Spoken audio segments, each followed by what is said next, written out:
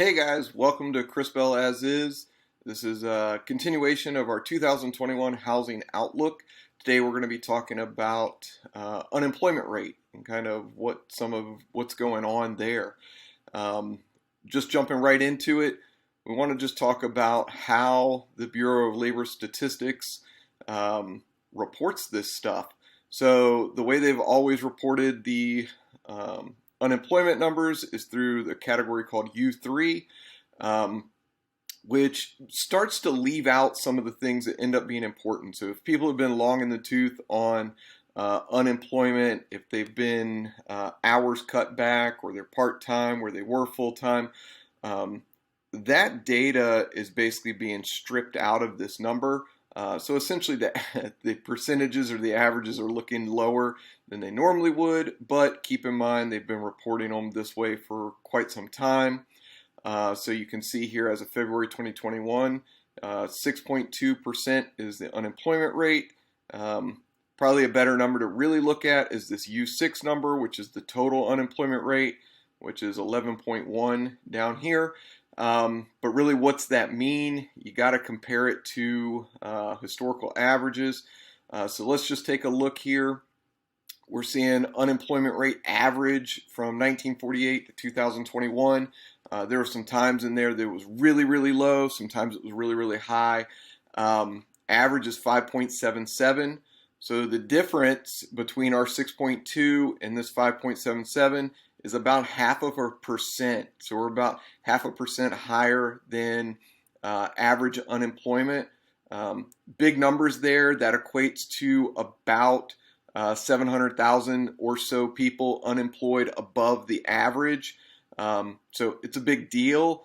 So just wanted to show you this. So this is basically, you got to know what the total labor force is. So went over to the Fed, St. Louis Fed, to get this. So right before COVID, so you got February 2020, we had 164 million people basically in our total labor force.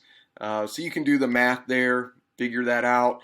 The other thing I wanted to show you guys was basically so that was all U6 numbers. So we were taking the 5.77 average and looking also at the 6.2 current unemployment rate and just looking at the difference of about, I think it's 4.43%, so right at 0.5% difference.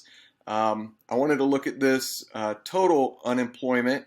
So basically went all the way back, all the data they had on that. So this is U6 for the Bureau of Labor Statistics to 94.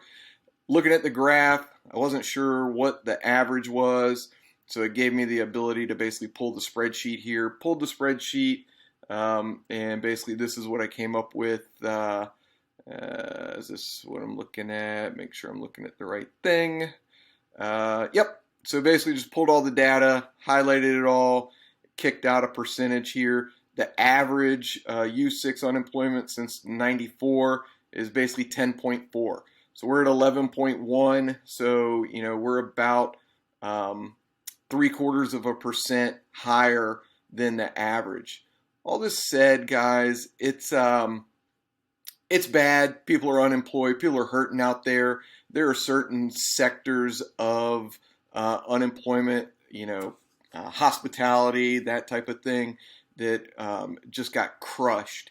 But I think that's why you're seeing what they're calling this K-shaped recovery, is because most people are still doing semi-okay, but there is a sector of the market that it just got annihilated. But generally speaking, we're not far off of historical averages. So that could be why we're continuing to see some things hum along, other things hurting. But all in all, I would say this is pretty positive news when you're looking at real estate investment, because ultimately people have to be working.